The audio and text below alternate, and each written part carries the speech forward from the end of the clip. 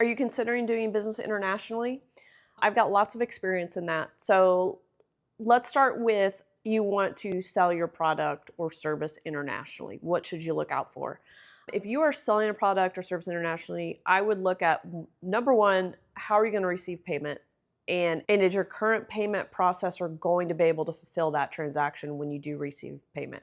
Number two is I would look at the cost. There's always going to be extra costs added with those transactions. I would look at that payment processor if they can, and they do say, yeah, we can do international, no problem. Ask them what the additional costs are for doing that. And to be honest, I would probably pass that on to your client or customer. Most people that are buying international understand that there's additional cost involved.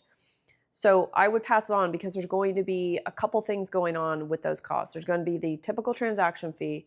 There's going to be a currency conversion situation happening. And then typically any processor is just going to tack on an extra fee because it is international. And there is a little bit more of a timing issue on that. And you may say, hey, we can do international, but the funds may take 10 days to process. So that's another thing I would consider is what is your processing time? So if I have a client or customer that pays today internationally, when am I going to actually see that money in my bank account? And then I would consider how is all of this going to integrate with your accounting system? Because at the end of the day, you're most likely going to need to convert all of this into USD.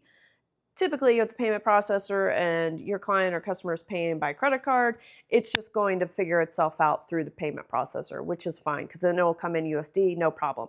But if you're doing it other ways like bank wire or things like that, it can get a little sticky really quick.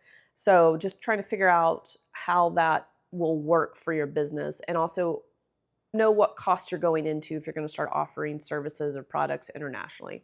All right, hope that helps.